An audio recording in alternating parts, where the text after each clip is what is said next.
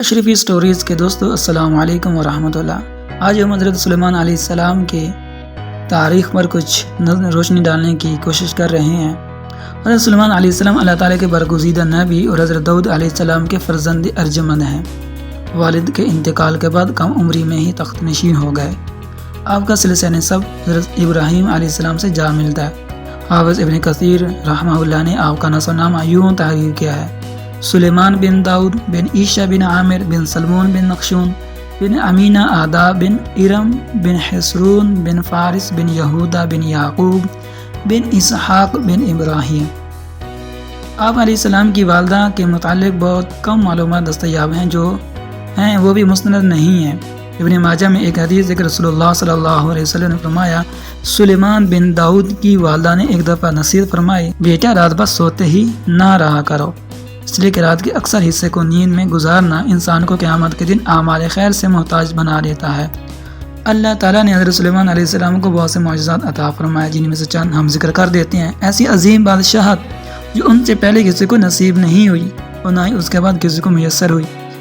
انسانوں کے علاوہ جنوں اور شیاطین کو ان کے تابع کر دیا گیا۔ ہر طرح کے جانوروں کو نہ صرف آپ کا فرمان بردار کیا، بلکہ ان کی بولیاں سمجھنے اور بولنے کی صلاحیت بھی عطا فرمائی۔ ہوا کو مسخر کر دیا۔ آپ علیہ السلام ایک ماہ کی مسافت صبح شام میں طے کر لیا کرتے تھے۔ ان کے لیے پگھلے ہوئے تانبے کا چشمہ جاری کر دیا گیا۔ قرآن مجید میں آپ کی جو فضیلت اور آپ کا جو تذکرہ کیا گیا ہے وہ تقریباً 7 صورتوں میں 16 مقامات پر بیان کیا گیا۔ حضرت علیہ السلام کا تذکرہ سورۃ البقرہ، سورۃ النساء، سورۃ الانعام، سورۃ سبا میں ایک مرتبہ اور سورۃ صاد میں 2 جگہ، سورۃ الانبیاء میں 3 مرتبہ، جبکہ سورۃ نمل میں 7 مقامات پر آپ کا ذکر ہوا ہے۔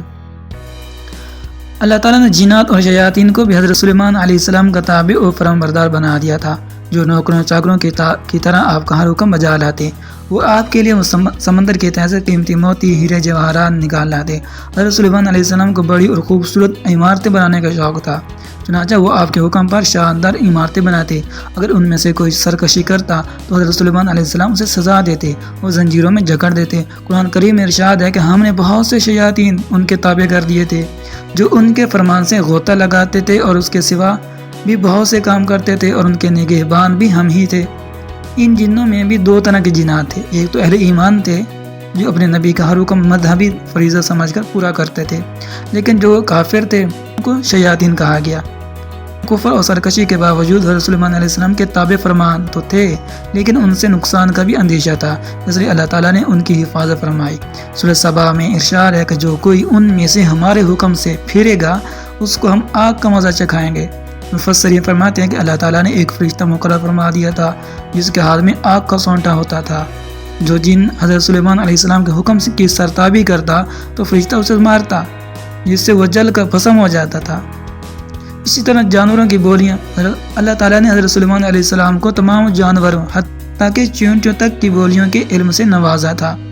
ایک بار جیسا کہ سورۃ نمل میں ہے کہ حضرت سلیمان علیہ السلام نے فرمایا کہ اے لوگو، ہمیں پرندوں کی بولیاں سکھائی گئی ہیں۔ اور اسی صورت مبارکہ میں ذکر ہے کہ ایک مرتبہ حضرت سلیمان علیہ السلام اپنے لاؤ لشکر کے ساتھ ایک ایسے میدان سے گزرے جہاں چونٹیوں کی بڑی بستی تھی۔ چونٹیوں کی ملکہ نے جب لشکر کو دیکھا تو کہا، اے چونٹیوں، اپنے گھروں میں گھس جاؤ، کہیں ایسا نہ ہو کہ سلیمان علیہ السلام کا لشکر تمہیں رون ڈالے اور انہیں پتہ بھی نہ چلے۔ یہ بات سن کر حضرت سلیمان علیہ السلام مسکرا دیے اور اللہ کا شکر بجا لائے، کہنے لگے، اے میرے رب، مجھے توفیق عنایت کر کے جو احسان تو نے مجھ پر اور میرے والدین پر کیے ہیں ان کا شکر کروں اور ایسے نیک کام کروں جن سے تم خوش ہو جائے۔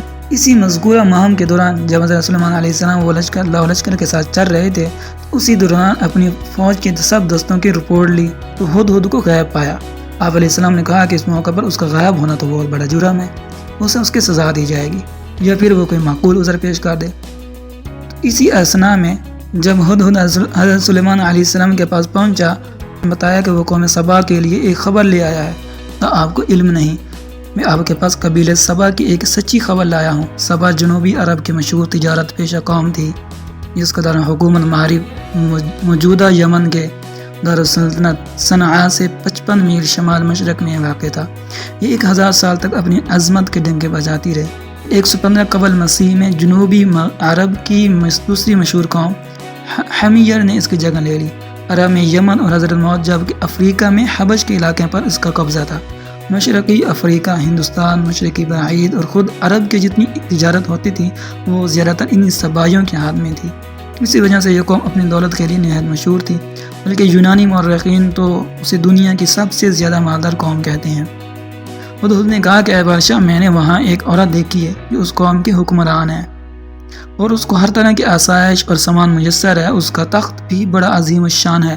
میں نے دیکھا کہ وہ اور اس کی قوم اللہ کی بجائے سورج کے آگے سجدہ کرتی ہیں۔ ابلیس نے ان کے اعمال ان کی نظر میں مرغوب کر رکھے ہیں اور انہیں راہ حق سے روک رکھا ہے، بس وہ ہدایت پر نہیں آتے۔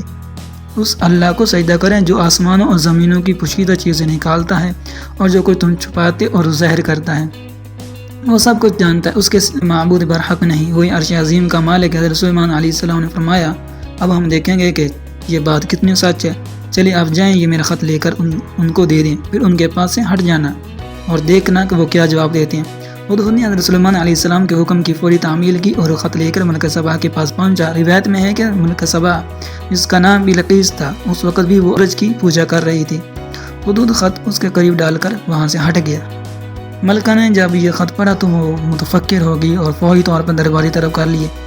بلقیس کی مجلس شورا کے ارکان کی تعداد تقریباً 313 تھی اور ان میں سے ہر ایک 10,000 افراد کا نمائندہ تھا۔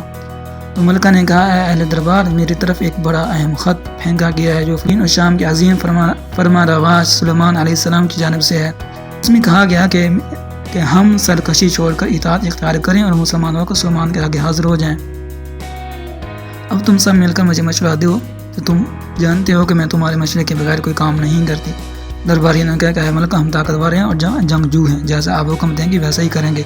ملکہ نے کہا کہ بادشاہ جب کسی ملک میں گھس جاتے ہیں تو اسے تباہ و برباد کر دیتے ہیں اور وہاں کے معزز لوگوں کی تذلیل کرتے ہیں، چنانچہ ان سے لڑنا خلاف مصلحت ہے۔ میں ان لوگوں کی طرف ایک ہدیہ بھیجتی ہوں، پھر دیکھتی ہوں کہ وہ کیا جواب دیتے ہیں۔